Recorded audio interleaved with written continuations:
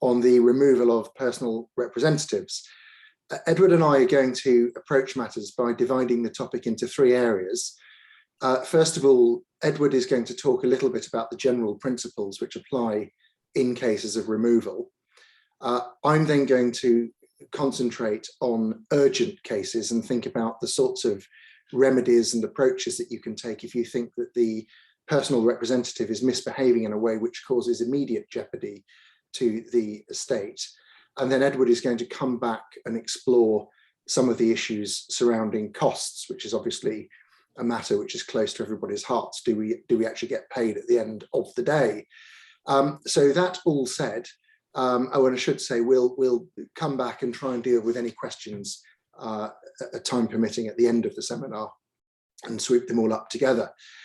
So having said that, I'm going to begin just by asking Edward to recap for us on the basis of the court's jurisdiction to remove personal representatives. Where does that jurisdiction actually come from? Edward, over to you. Thank you, Luke. Yes, good afternoon, everyone. So as Luke says, as a general recap, I'm sure many of you are familiar with this, but the court's jurisdiction to remove personal representatives derives from Section 50 of the Administration of Justice Act 1985. And that provision, as many of you will know, talks about an application made to the High Court and the court may, in its discretion, to either appoint a person to replace an existing PR, or if there are two or more PRs, the court can simply terminate the appointment of one or more of them, provided that at least one personal representative is left. There is also, for sake of completeness, power, again statutory, to pass over an executor under Section 116 of the Senior Courts Act 1981.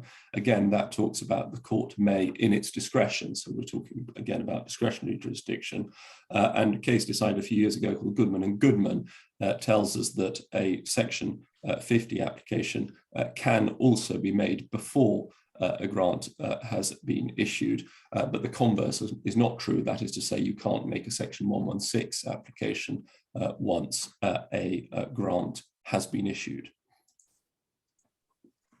Yes, I mean, the jurisdiction is obviously a wide one, but it's a discretion which is to be exercised according to established principles, of course. So perhaps I can just press you a little bit, Edward, on what the parameters are in terms of the way in which the court will actually exercise that discretion. Yes, sure. The starting point is the well-known Privy Council decision, Victorian decision of Lettersted and Boers on appeal from South Africa. And that was a trustee removal case, but we now know there's plenty of authority that tells us that trustee removal and PR removal, the principles are the same. The court will apply the same principles in deciding whether to exercise its jurisdiction. And in Lettersted, the Privy Council said the main principle on which such jurisdiction should be exercised, the jurisdiction to remove should be exercised, is the welfare of the beneficiaries and of the trust estate. And in slightly more modern times, in 2007, Mr. Justice Lewison in Carville and Carville put it this way. He said, the overriding consideration is therefore whether the trusts are being properly executed. Now, that probably sounds quite vague, but it's a theme that it is worth bearing in mind throughout, because it's a point that the cases come back to time and time again, and indeed will come back to when we look at costs. This is really the key question is the welfare of the beneficiaries and of the trust estate, and that is how that is what the court will have at the forefront of its mind when deciding how to exercise its discretion. Well, it's no doubt all true, but I'm going to press you a bit further, because that sounds very much like a lawyer's answer. Everything depends on its facts and so on. I mean, in terms of specifics, you know, what are the themes or the specific considerations that you would be looking for as relevant to the exercise of that wide discretion? Well, there have been quite a lot of decided cases over the last decade or so, and they show actually how different these removal cases are from one another, because of course, inevitably, each will present somewhat unique features. A decision of Chief Master Marsh's called Harris and Earwicker, decided in 2015, has quite a good summary of the law, and I think it's always quite a good sort of modern starting point. But my take on it is really that there are four, in my experience, factors which tend to come up time and time again in PR removal cases. And I want to therefore sort of focus on those four and say a little bit more about them. The four are, first of all, the question of wrongdoing. Do you need wrongdoing by the fiduciary, by the PR or the trustee? The second is what weight is to be given to the testator's wishes, i.e. the testator's choice of the PR, where you're talking about an executor chosen by the testator. The third is, how do costs come into play? In this sense, the costs that are likely to be incurred in appointing an independent administrator or an independent PR, how does the court take that factor into account, and what weight is given to it? And finally, but perhaps most importantly, how does friction and hostility work? What role does it play in these removal cases? Which unfortunately, it's a feature that certainly in my experience appears in pretty much all of these cases. What weight is given to friction and hostility by the court, and how does the court look at that? So just expanding on those four factors briefly in turn. Wrongdoing, the short point is wrongdoing is not necessary, and it's not even sufficient. And Harris and Earwicker, which I've mentioned, Chief Master Marsh expands on that. And he says, well, it's unnecessary for the court to find wrongdoing or fault on the part of the PR before removing him or her. The guiding principle is whether the administration of the estate is being carried out properly. If there is wrongdoing or fault, and it is material such as to endanger the estate, the court is very likely to exercise its powers under Section 50, i.e. to remove and replace. If, however, there may be some proper criticism of the PR, but it is minor and will not affect the administration, it may well not be necessary to exercise the power. So again, it's Letterston and Burrs, the welfare of the beneficiaries and the welfare of the estate. So that's wrongdoing. The testator's wishes, one often sees the argument that says, well, the testator chose these PRs, these executors, so court, you should be slow to interfere with that choice that the testator was free to make. Again, as with all these factors, the weight to be given to the choice made by the testator depends on all the circumstances. It seems to me that there's an argument that the court might give more weight to the testator's choice of PR and therefore might be more reluctant to remove that PR, where there is considerable evidence that the testator has given a lot of thought to that particular choice. Kershaw and Micklethwaite was an example of that, where the testatrix had appointed two of her two daughters and her accountant, but had expressly decided not to appoint her son, who was the claimant who sought removal, as a PR. And an attendance note recorded that she'd felt a bit cruel not making John an executor, but on the other hand, she had said, I know jolly well that he would rule the roost, and that is just not right. So clearly she'd given quite a lot of thought to this, and the court therefore gave a fair amount of weight to the testator's wishes and the testator's choice of PR.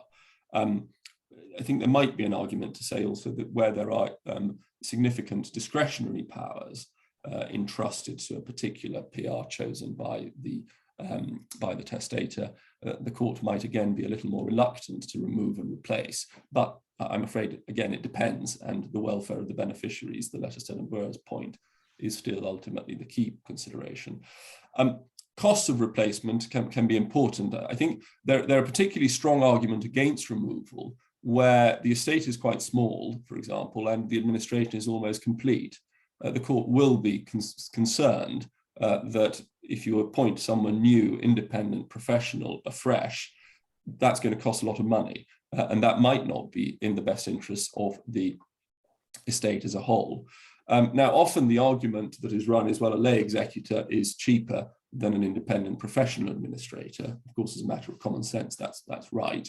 However, sometimes one sees a slightly different take on this argument, which is that if the person who is in office as an executor is a professional, for example, a solicitor or an accountant, but one who has might have been the deceased long-term advisor, and therefore one who already has an intimate knowledge, detailed knowledge of the deceased affairs and the estate. That can, of course, be a factor that militates against removal, because the argument would go, well, this is a complicated estate. The accountant, for example, is the executor. And if you remove him or her now and replace him or her with someone new, that's going to cost an awful lot of money. So you shouldn't remove, and you should leave the professional who's already in office in place to continue and conclude the administration. And finally, friction and hostility. It's, as I say, a very common factor, unfortunately, and one that's quite a difficult one. Now, we know from the cases that the presence of friction or hostility is not enough in itself. Ulkin and Raymond is an example of that. The question again is the court satisfied that the friction or hostility, said the judge in Ulkin, was impeding the proper execution of the trusts and was detrimental to the welfare of the beneficiaries? We go back to that theme. In practice, it seems to me that there might be a distinction between friction and hostility between the PRs among themselves and friction and hostility between one or more beneficiaries and the PRs.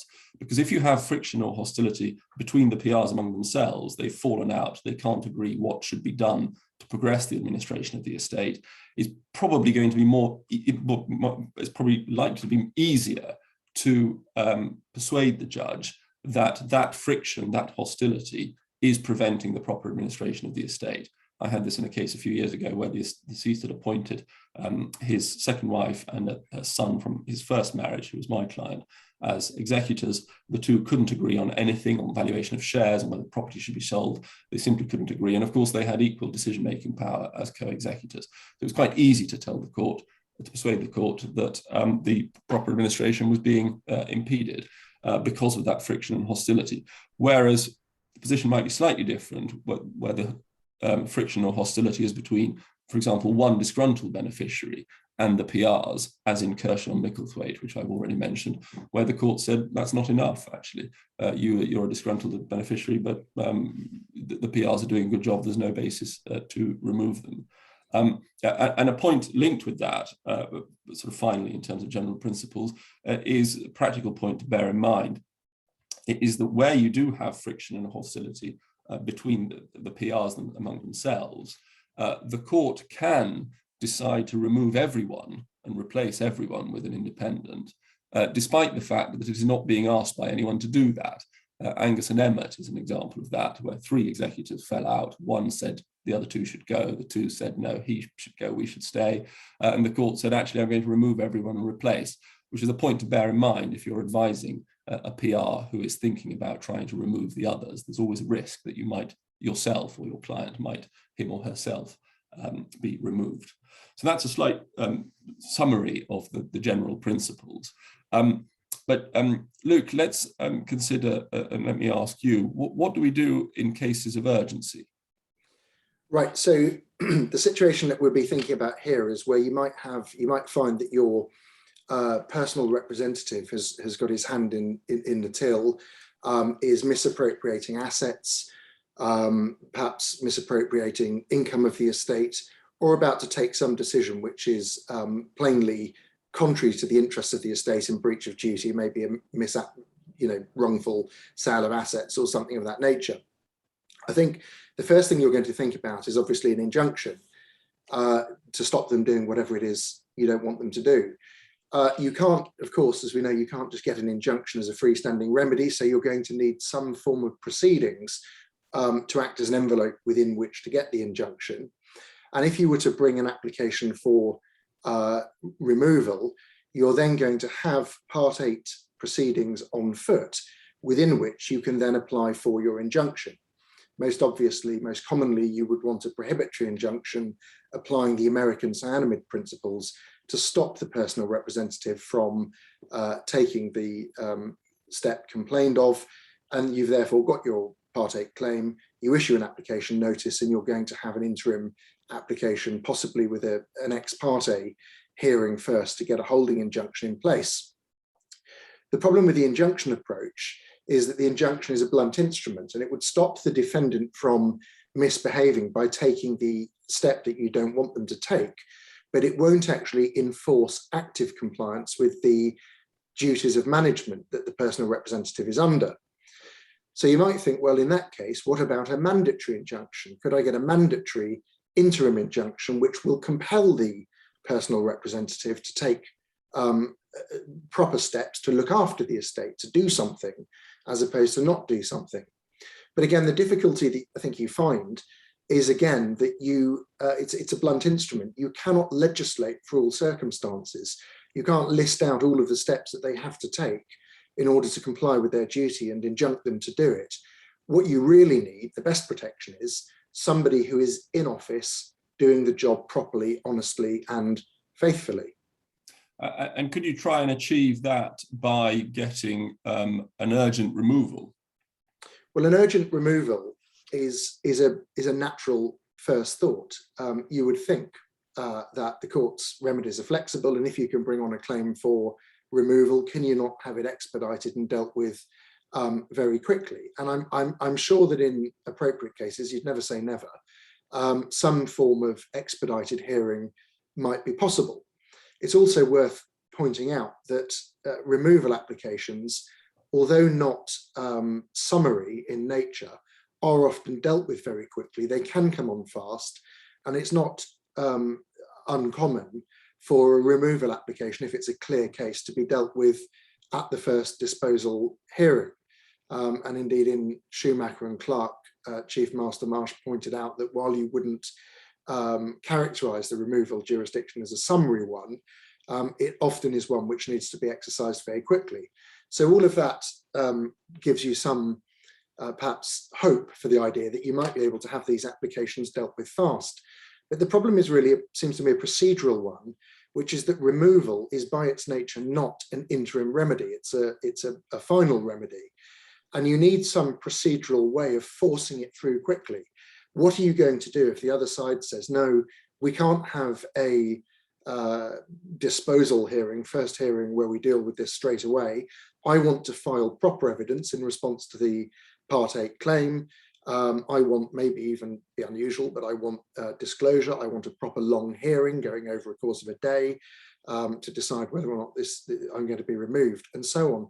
It's really very difficult to envisage how you can force that to happen quicker, bearing in mind, as I say, that a removal is not something which can be done by way of an interim remedy.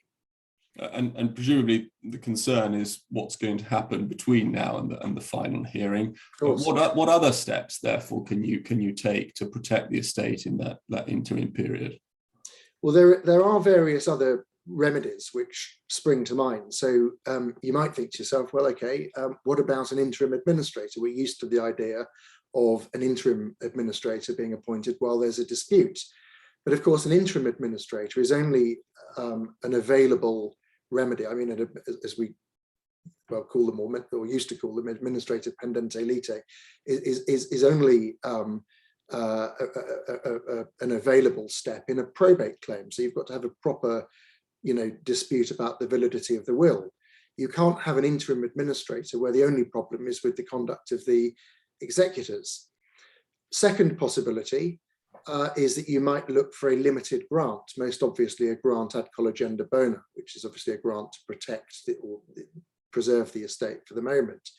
But again, a grant ad col isn't going to be a perfect remedy, particularly where you are concerned about speed and getting something in place quickly. You're going to have to apply for the grant. It's going to take time. And even then, it might not be adequate, because you might have a situation where what you really need is, let's say the deceased owned a business and the mismanagement of the estate pertains to the business. Well, a grant ad col is not likely to give the administrator that it puts in office the authority to carry on a business of the deceased. It's very much really limited to the collection in and preservation of assets, and possibly some steps like selling property and so on. But it's a more limited form of grant. And last of all, it obviously won't help where the miscreant, the wrongdoer, has already got a full grant. So all of those all of those points seem to suggest limitations. And that's what really brings me to the last possibility, which I want to focus on, which is the possibility of the appointment of a receiver and a manager. So what's a receiver? It's not really a remedy. It's a remedy which I think most people will have heard of, but not many people will necessarily have dealt with. What is a receiver? What do they do for you? Well, a receiver is a person who is appointed to collect in or preserve and protect property for the benefit of those people who are ultimately entitled to the property. And the receiver can be a court-appointed receiver, or it can be a receiver appointed out of court by an individual or a corporation, perhaps, you know, under an old style mortgage or something of that nature. If it's appointed, if the receiver is appointed by the court, then the receiver is an officer of the court and derives their authority from the order of the court. And this is the sort of receiver which I have in mind in the situation where you've got an estate at risk. Now, the court has a statutory jurisdiction to appoint a receiver, either by way of an interim remedy or by way of a final order, wherever it appears just and convenient to do so. And the power to appoint the receiver is contained in section 37 of the Senior Courts Act, which is also, interestingly, the source of the court's power, statutory power, to grant injunctions. And this shows that there is a close affinity between receiverships and injunctions. And in fact, in both cases, I think in the sort of situation that we're dealing with, the guiding principle for the court is going to be very similar, which is whether or not the appointment or the injunction is necessary for the protection or the preservation of property. It's certainly the case that a receiver, an interim receiver, is an appropriate remedy in these sorts of situations. If you go to Hallsborough's laws and look at the text on receivers, you'll find that there's authority cited there which makes it very clear that receivers can be appointed pending the appointment of a personal representative, and also they can be appointed as against executors who are in office, where there is gross misconduct on the part of the executor, or where the executor is wasting assets or misapplying property, or some other form of clear breach of duty. The effect of the appointment when a receiver is appointed is powerful, because subject to any order that the court may make, the receiver immediately has a right to possession of the estate assets, and the order will operate like an injunction in that it will prevent dealing which is inconsistent with the effect of the order. So once the order is imposed, the executors in office will then be effectively injuncted.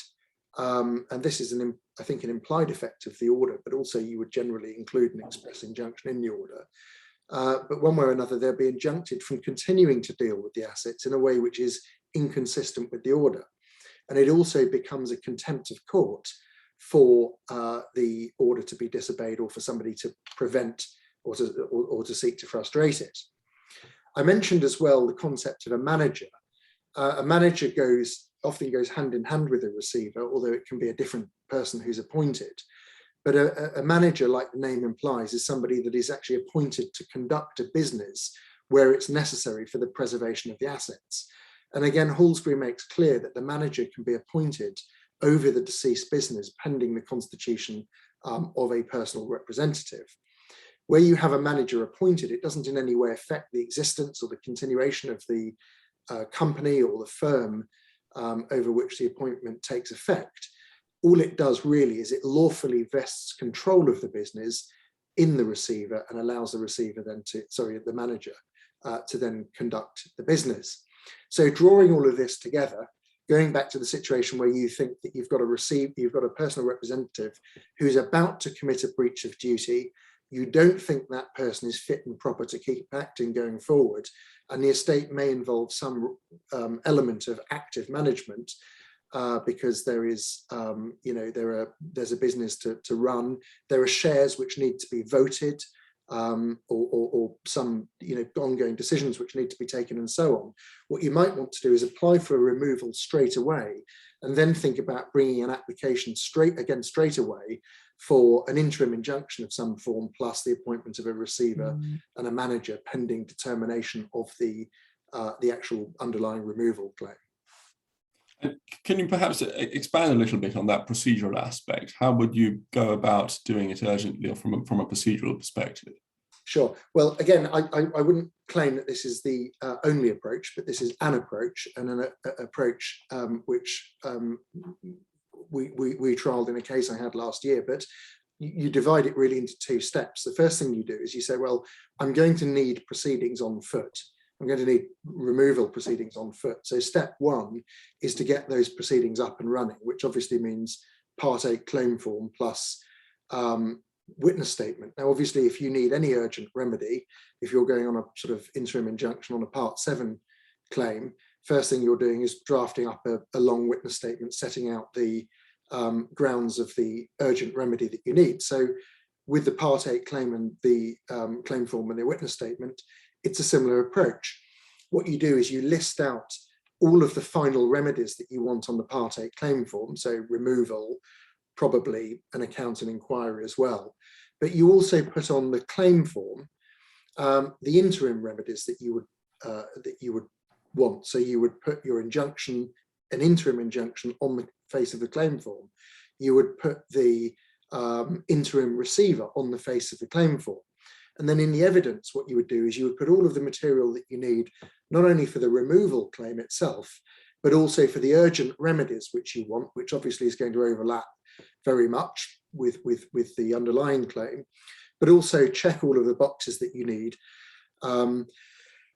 excuse me, for the specific forms of remedy that you're after. So for the injunction, you need to make sure you've crossed off all of the stuff about cyanamide and the material that supports a cross undertaking.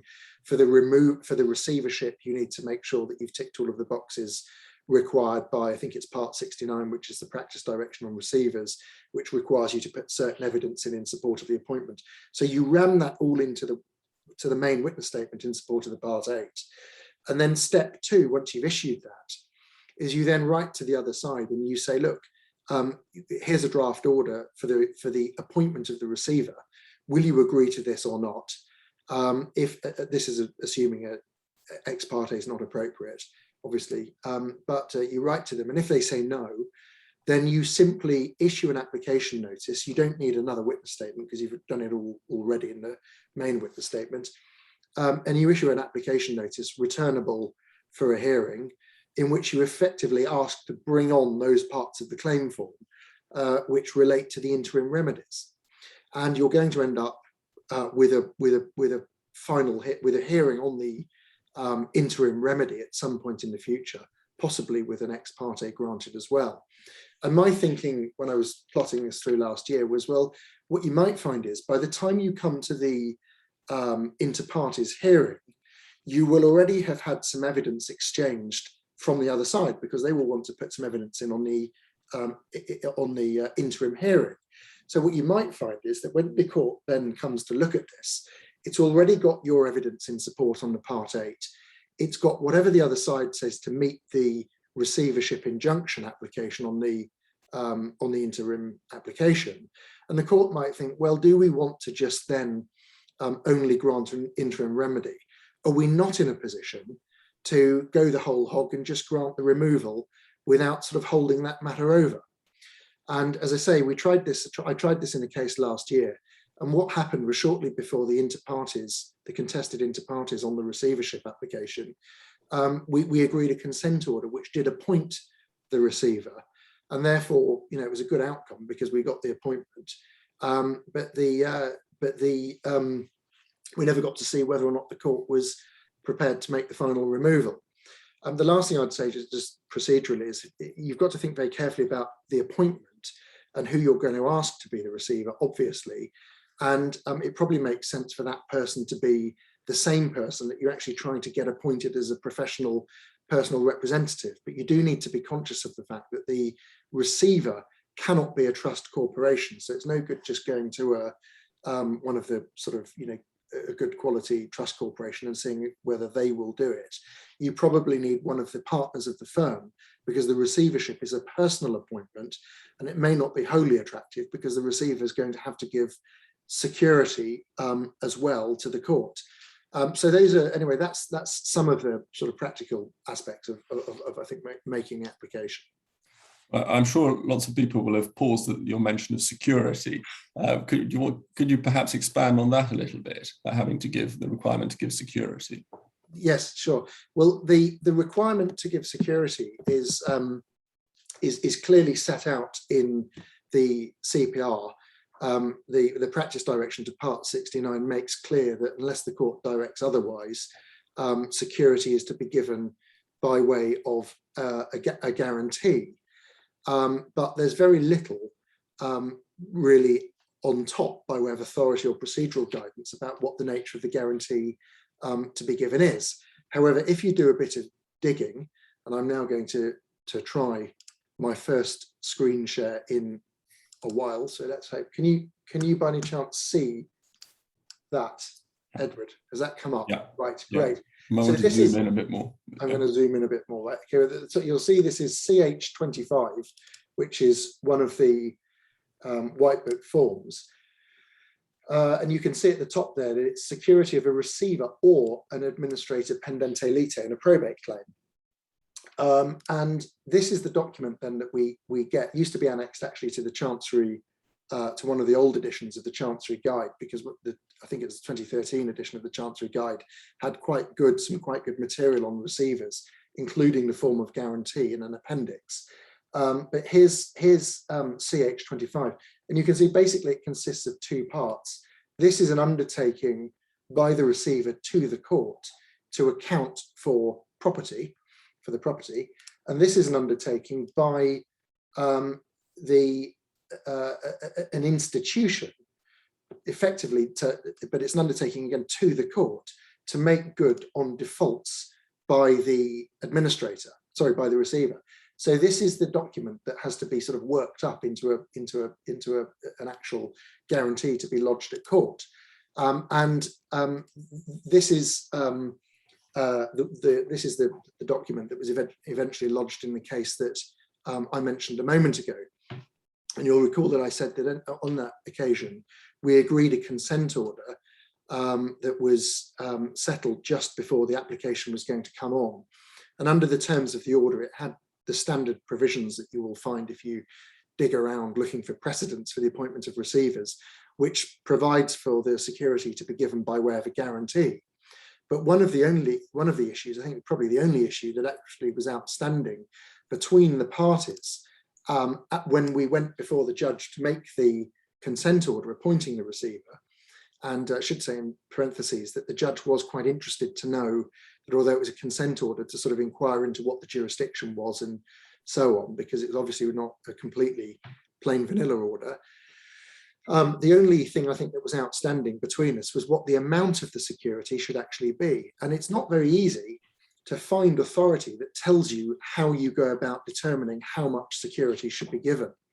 And in the end, we dug out a case which is reported under the name of Baker and H, which may be familiar territory to people who practice in the Court of Protection.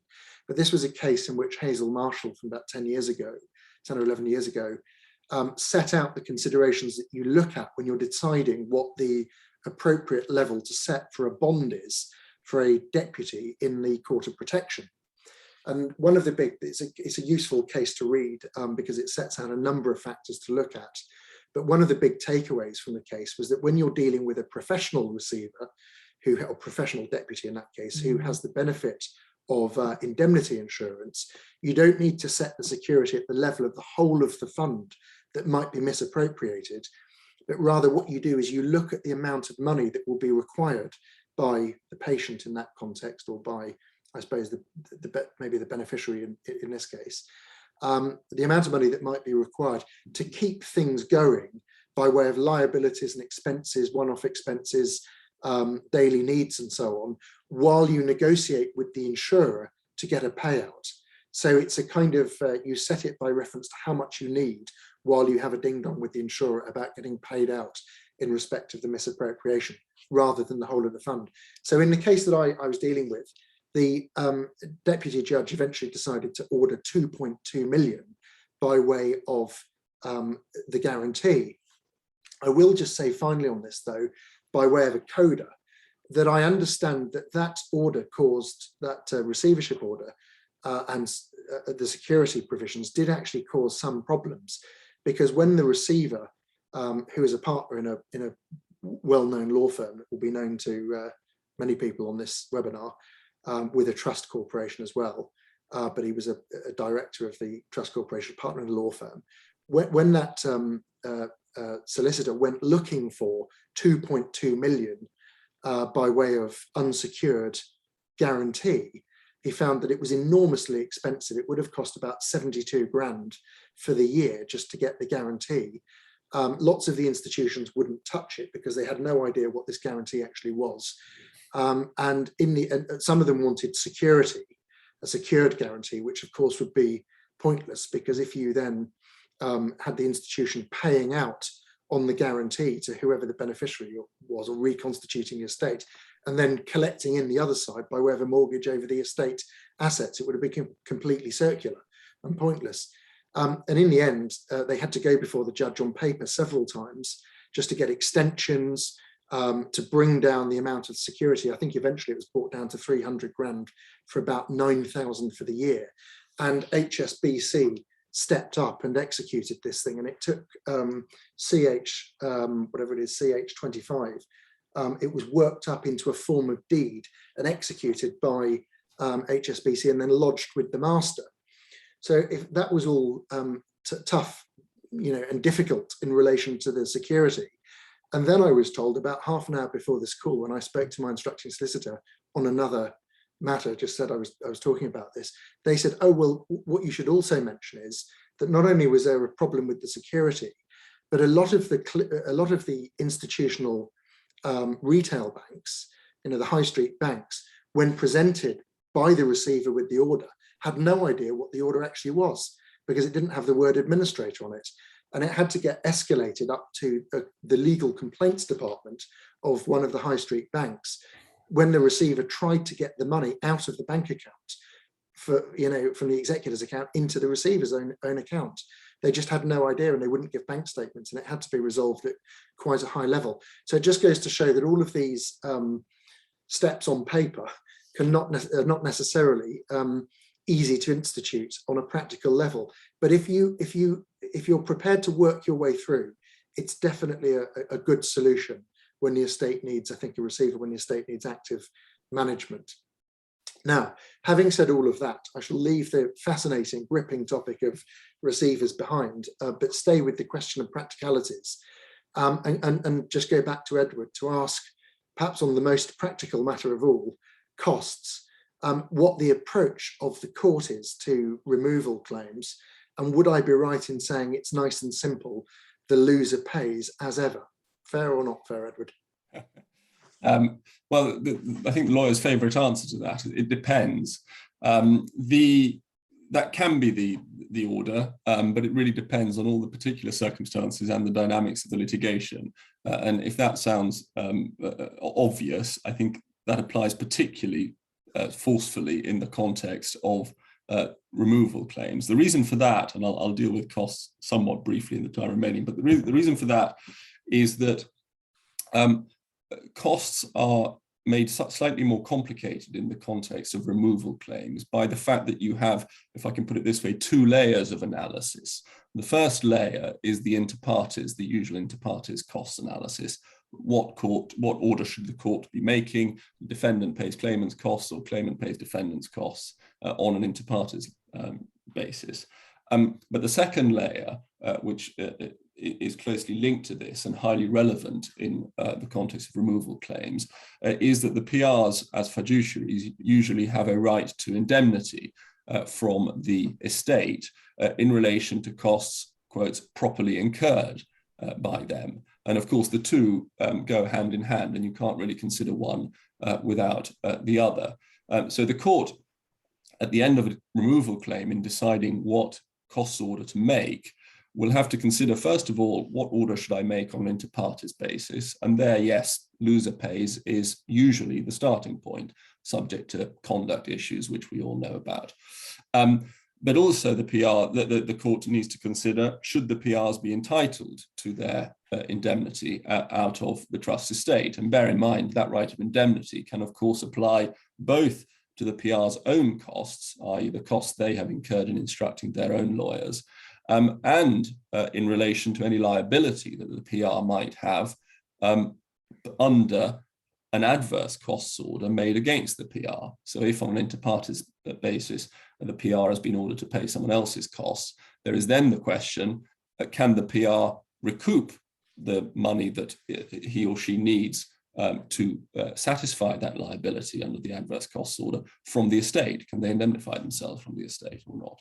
And you can appreciate, I think, that particularly in estates where one might have various different people wearing several hats, if I can put it that way. So a typical example is where children are both PRs, both executors under a will, and, for example, residuary beneficiaries. There are complexities to be borne in mind as to quite what does it mean if you say, well, the PR should pay the other side's costs and or that the PR should be entitled to a right to indemnity. Now, I think that the key question really, and I'm afraid I'm going back again to Letters and Boers, is the court will consider and focus carefully on the question, has the PR acted reasonably in defending this claim? And there, one point to bear in mind is that the fact that the PR has ultimately been removed and replaced does not mean that the answer to that question is no. It was unreasonable for him to defend the claim because he has been removed. That does not follow in this context. A PR can be ultimately removed, but can nonetheless be found to have acted reasonably for cost purposes. And reasonably here means, it seems to me, in the best interests of the estate or of the beneficiaries, not, and I'll come back to this in a moment, not in the best interest of the PR, him or herself. So it's Letters and Boers again. I'll illustrate this by way of reference to one case called Griffin and Higgs, which was decided in 2018 and is well worth reading. What had happened there was that, I'm making this rather simpler than it was, but the PRs effectively had initially resisted a request by one of the beneficiaries that they be replaced. So for a period of time, they were actively resisting. They then abandoned that position and said, actually, we're neutral. And we will throw the burden of deciding whether to oppose this removal claim on the rival beneficiary, who was the claimant's brother. It was brother and sister fight. The PRs were somewhat caught in the middle. The brother and his children did resist, but the PRs were ultimately removed. And then the question was, well, what about costs? And in relation to costs, the court said, well, the PRs were entitled to their indemnity for the period during which they had adopted a neutral position. So despite being removed, they had acted reasonably in adopting a neutral position, and therefore they were entitled to their indemnity for that period. However, they were deprived of their indemnity for the initial period where they had actively opposed their removal because they shouldn't have opposed the removal in that period. They acted unreasonably in doing so. And a notable feature, it seems to me, from that case is that if one reads the judgment, it's very clear that the claimant had made very serious allegations of wrongdoing against the PRs. But the court took the view that, and I'm quoting here from the judgment, which is an appellate judgment on the cost issue only, the executors should not be spending the beneficiaries' money in defending claims against themselves, however serious those claims were. The executors could have remained neutral while making it clear that they regarded the claimant's allegations against them personally as being wholly without foundation. And that's a point that Lewin makes as well. And it's a perhaps counterintuitive point, and it's a difficult one to explain to clients. I'm afraid I've had to do that on a few occasions, particularly where the client is a professional who says, well, how dare this claimant make these outrageous allegations of wrongdoing against me? I want to defend myself. This is my reputation at stake. And the answer is, well, careful, because it's not your own interests that you need to be focusing on. You need to be, in deciding what stance to take, you need to be focusing on the best interests of the beneficiaries and the estate. And what you can do, and indeed what Lewin suggests you often should do, is say, well, I completely do not accept anything that the claimant is saying, but nonetheless, I adopt a neutral stance as to whether I should be removed or not. And that is the sort of conduct that is more likely to allow you at the end of the removal claim to argue, almost irrespective of the outcome, I have acted reasonably, IPR have acted reasonably, I was caught in the middle, and I have acted reasonably in the best interests of the estate, and I've always taken a stance that was in the best interests of the estate, and therefore I should be entitled to my indemnity, and court, you shouldn't deprive me of my indemnity. So I think, going back to your question, Luke, I think the general principle that loser pays applies, but quite what cost order will result from that is not always straightforward in removal claims, particularly where you have, as I say, different the same people wearing various different hats. And I should just mention, given that this I realise was a slight sort of brief whistle-stop tour of what is quite a complicated subject, there is more detail on this in the context of removal of trustees, but the same principles apply in a webinar that our colleagues Penelope Reid QC and Rose Featherson-Hoare did on this very topic last week.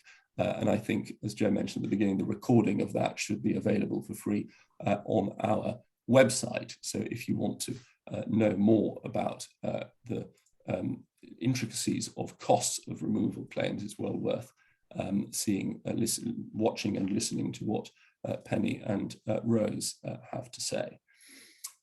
That brings to an end what I wanted to say on costs, and I think what the two of us wanted to say in this webinar. Let me now have a look at the Q&A and see if anyone has typed.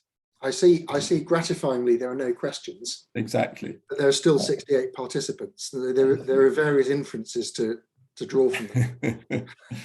Well, do feel free to type in any pressing question you might have.